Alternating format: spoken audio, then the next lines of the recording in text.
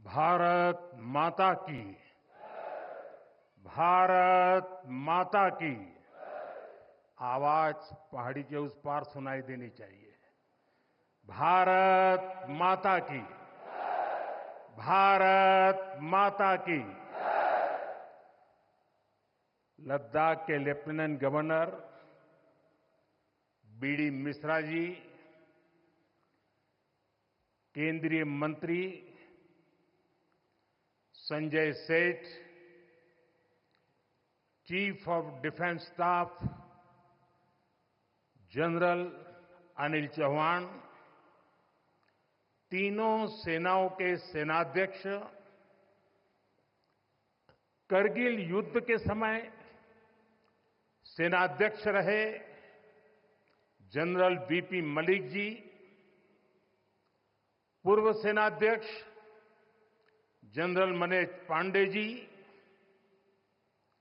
वीरता पुरस्कार प्राप्त सेवारत और सेवानिवृत्त सैनिकों, करगिल युद्ध के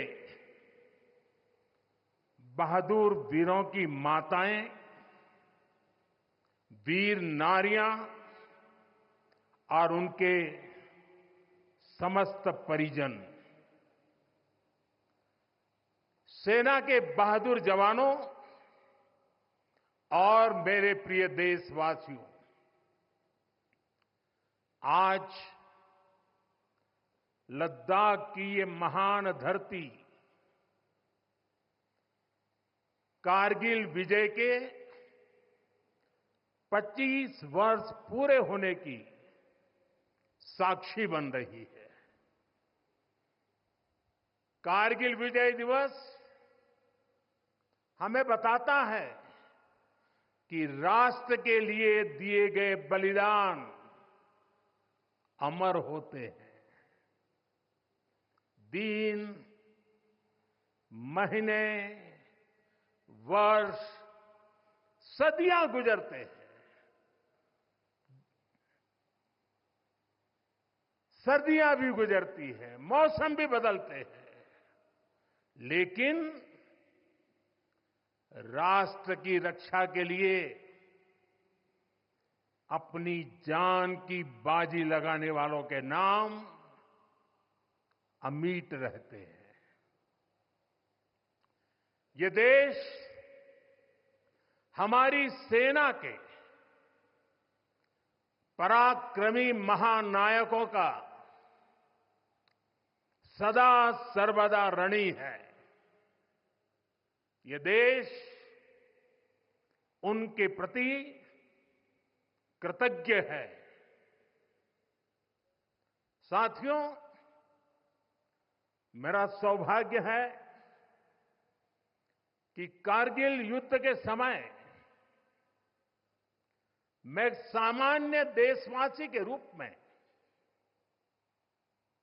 अपने सैनिकों के बीच था। आज जब मैं फिर करगिल की धरती पर हूं, तो स्वाभाविक है वो स्मृतियां मेरे मन में ताजा हो गई है। मुझे याद है किस तरह हमारी सेनाओं ने इतनी ऊंचाई पर इतने कठिन युद्ध ऑपरेशन को अंजाम दिया था। मैं देश को विजय दिलाने वाले ऐसे सभी शूरवीरों को आदरपूर्वक प्रणाम करता हूं। मैं उन शहीदों को नमन करता हूं जिन्होंने कारगिल में मातृभूमि की रक्षा के लिए अपना सर्वोच्च बलिदान दिया।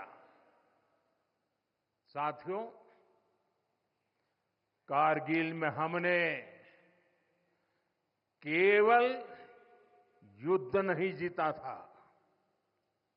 हमने सत्य, संयम और सामर्थ्य का अद्भुत परिचय दिया था। आप जानते हैं, भारत उस समय शांति के लिए प्रयास कर रहा था। बदले में पाकिस्तान ने फिर एक बार अपना अविश्वासी चेहरा दिखाया। लेकिन सत्य के सामने असत्य और आतंक की हार हुई। साथियों, पाकिस्तान ने अतीत में जितने भी दुष्प्रयास किए, उसे मुंह की खानी पड़ी है। लेकिन पाकिस्तान ने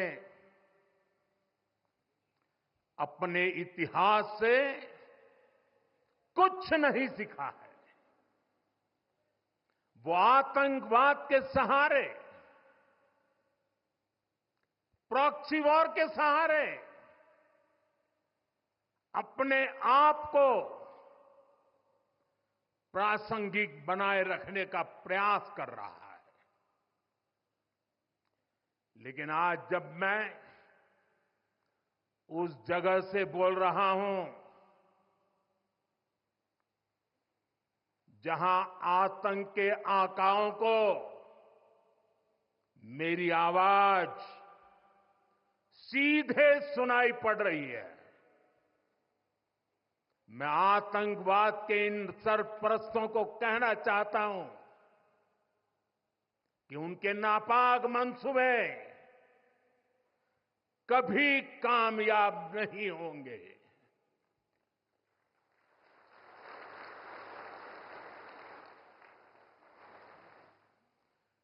आतंकवाद को हमारे जाबाज पूरी ताकत से कुचलेंगे।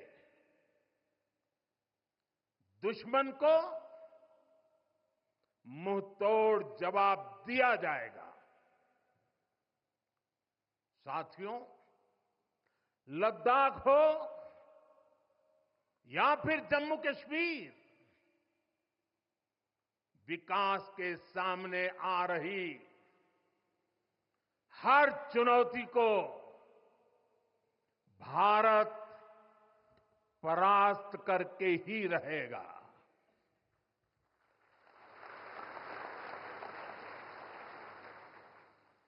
कुछ ही दिन बाद इस 5 अगस्त को आर्टिकल 370 का अंत हुए 5 वर्ष पूरे होने जा रहा है। जम्मू कश्मीर आज नए भविष्य की बात कर रहा है, बड़े सपनों की बात कर रहा है।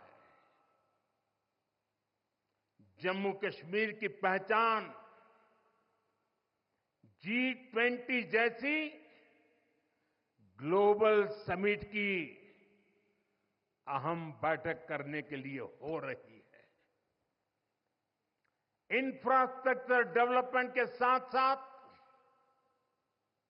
जम्मू कश्मीर, लेह, लद्दाख में टूरिज्म सेक्टर भी तेजी से ग्रो कर रहा है। दशकों बाद कश्मीर में सिनेमा घर खुला है। 3.5 दशक के बाद पहली बार श्रीनगर में ताजिया निकला है। धरती का हमारा स्वर्ग तेजी से शांति और सौहार्द की दिशा में आगे बढ़ रहा है। साथियों, आज लद्दाख में भी विकास की नई धारा बनी है। सिंकुल्ला टनल, इसके निर्माण का काम शुरू हुआ है। सिंगोल्ला टनल के जरिए लद्दाख पूरे साल हर मौसम में देश से कनेक्टेड रहेगा। ये टनल लद्दाख के विकास और बेहतर भविष्य के लिए नई संभावनाओं का नया रास्ता खोलेगी। हम सभी को पता है कि कठोर मौसम की वजह से लद्दाख के लोगों को कितनी मुश्किलें आती हैं। सिंकुंतला टनल के बनने से ये मुश्किलें भी कम होगी। मैं लद्दाख के मेरे भाई बहनों को इस टनल का काम शुरू होने के लिए विशेष बधाई देता हूं। साथियों, लद्दाख के लोगों का हित हमेशा हमारी प्राथमिकता रहा है। मुझे याद है कोरोना के समय में करगिल क्षेत्र के हमारे कई लोग ईरान में फंस गए थे। उन्हें वापस लाने के लिए मैंने व्यक्तिगत स्तर पर काफी प्रयास किए। ईरान से लाकर उन्हें जैसलमेर में ठहराया गया था और जब स्वास्थ्य की दृष्टि से पूरी तरह संतोषजनक रिपोर्ट मिले, उसके बाद उन सबको उनके घर तक यहां पहुंचाया था। हमें संतोष है कि हम अनेकों जिंदगियों को बचा पाए। यहां के लोगों की सुविधाएं बढ़े, ईज ऑफ लिविंग बढ़े, इसके लिए भारत सरकार निरंतर प्रयास कर रही है। बीते 5 वर्षों में ही हमने लद्दाख के बजट को 1100 करोड़ से बढ़ाकर 6000 करोड़ रुपए कर दिया है। यानी करीब करीब 6 गुना की वृद्धि। ये पैसा आज लद्दाख के लोगों के विकास में, यहां सुविधाएं बढ़ाने में काम आ रहा है। आप देखिए, सड़क, बिजली, पानी, शिक्षा, पावर सप्लाई, रोजगार, लद्दाख में हर दिशा में दृश्य भी बदल रहा है, परिदृश्य भी बदल रहा है।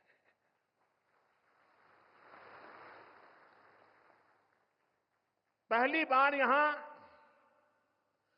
होलिस्टिक प्लानिंग के साथ काम हो रहा है। जल जीवन मिशन की वजह से अब लद्दाख के 90% से ज्यादा घरों में पाइप से पीने का पानी पहुंच रहा है। लद्दाख के युवाओं को क्वालिटी हायर एजुकेशन मिले, इसके लिए यहां सिंधु सेंट्रल यूनिवर्सिटी का निर्माण हो रहा है। पूरे लद्दाख क्षेत्र को 4G नेटवर्क से जोड़ने का काम भी चल रहा है। 13 किलोमीटर लंबी जोजिला टनल का काम भी जारी है। इसके वजन बनने से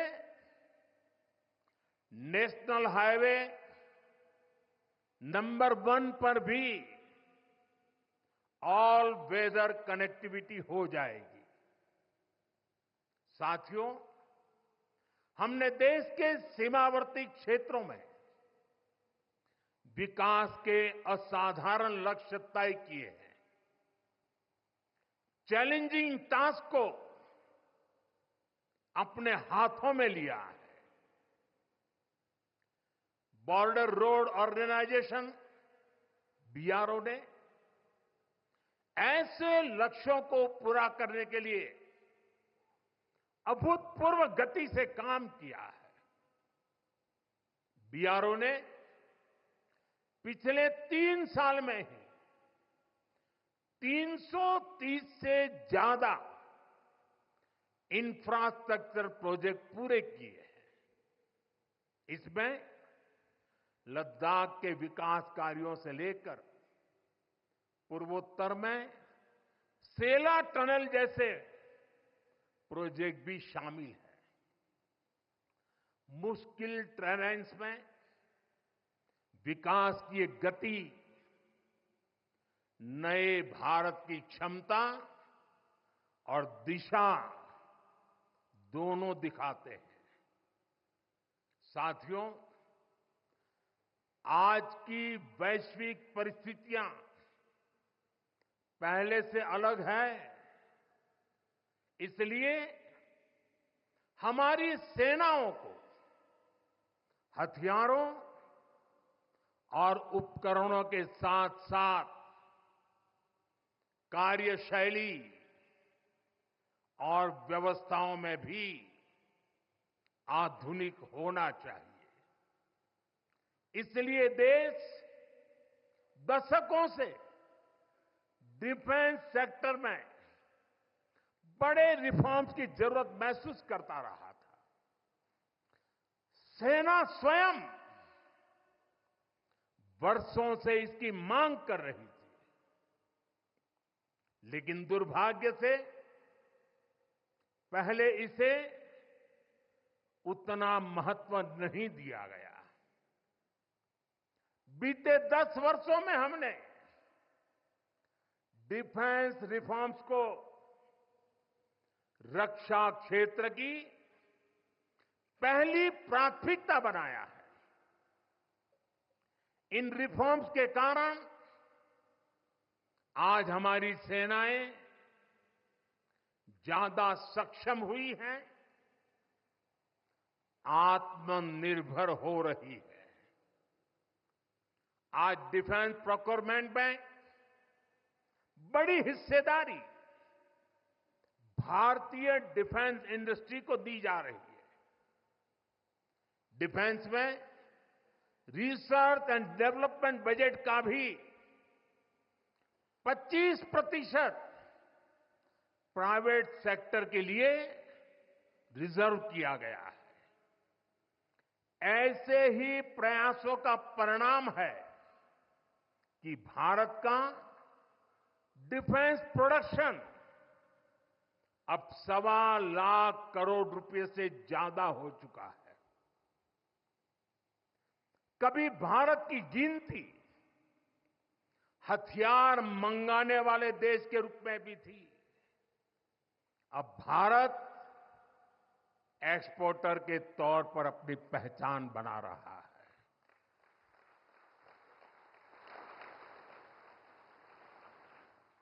मुझे खुशी है कि हमारी सेनाओं ने 5,000 से ज्यादा हथियारों और ये सैन्य उपकरणों की लिस्ट बनाकर ये तय किया है कि अब ये 5,000 आइटम्स बाहर से नहीं मंगवाए जाएंगे। मैं इसके लिए सेना नेतृत्व को बधाई देता हूं। साथियों, डिफेंस सेक्टर में रिफॉर्म्स के लिए भी भारत की आर्म्ड फोर्सेस की सराहना करना चाहता हूं। हमारी सेनाओं ने बीते वर्षों में कई साहसिक निर्णय लिए हैं। सेना द्वारा किए गए जरूरी रिफॉर्म्स का एक उदाहरण अग्निपथ स्कीम भी है। दशकों तक संसद से लेकर अनेक कमेटी तक में सेनाओं को युवा बनाने पर चर्चाएं होती रही है।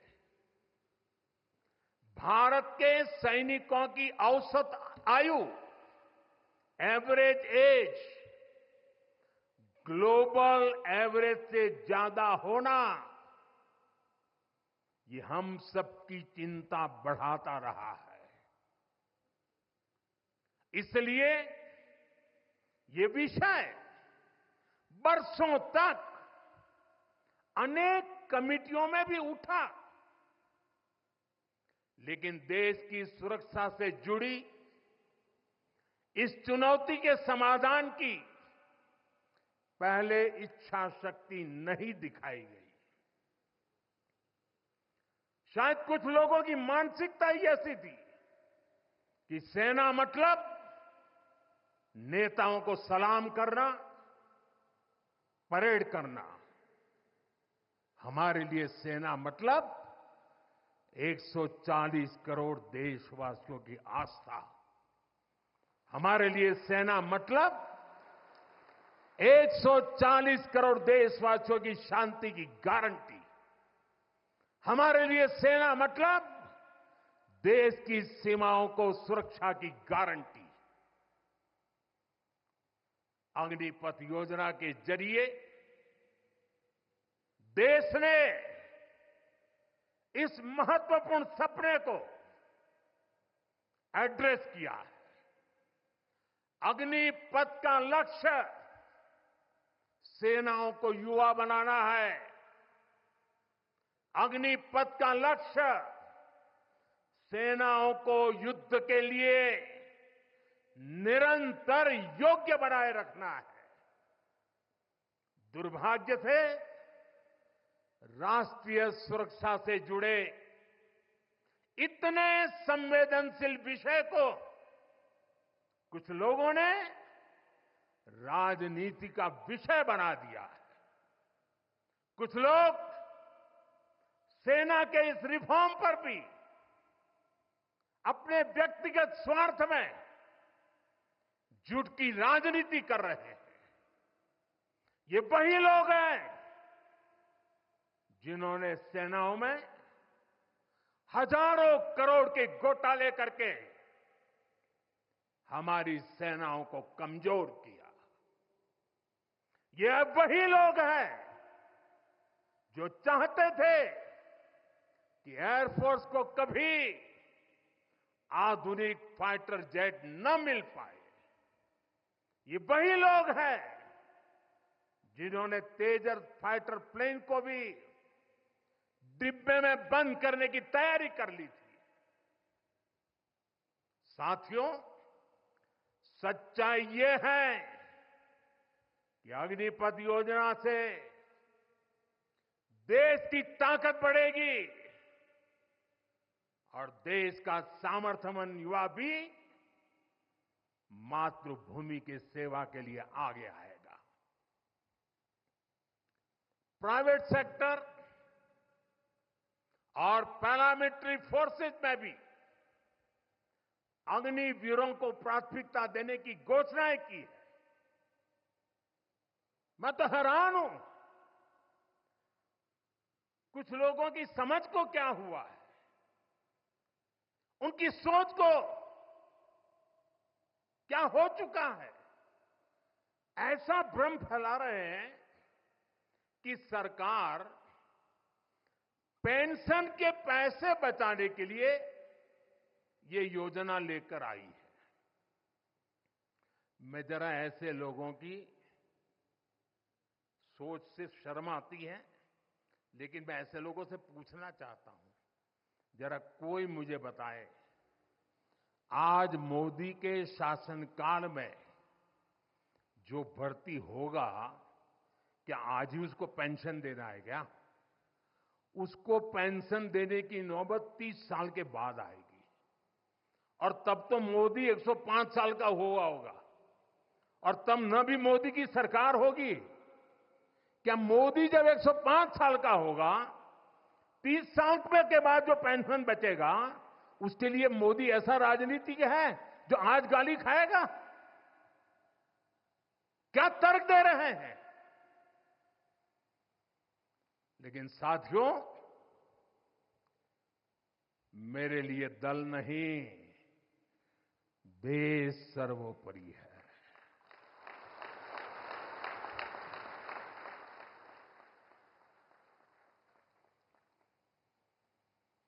और साथियों, मैं आज गर्व से कहना चाहता हूं, सेनाओं द्वारा लिए गए इस फैसले का हमने सम्मान किया है। और जैसा मैंने पहले कहा, हम राजनीति के लिए नहीं, राष्ट्र नीति के लिए काम करते हैं। हमारे लिए राष्ट्र की सुरक्षा सर्वोपरि है। हमारे लिए 140 करोड़ की शांति ये सबसे पहले है। साथियों, जो लोग देश के युवाओं को गुमराह कर रहे हैं, उनका इतिहास साक्षी है कि उन्हें सैनिकों की कोई परवाह नहीं है। ये वही लोग हैं जिन्होंने एक मामूली रकम 500 करोड़ रुपए दिखा दिखाकर वन रैंक वन पेंशन पर झूठ बोला था। 500 करोड़। ये हमारी सरकार है जिसने वन रैंक वन पेंशन लागू किया।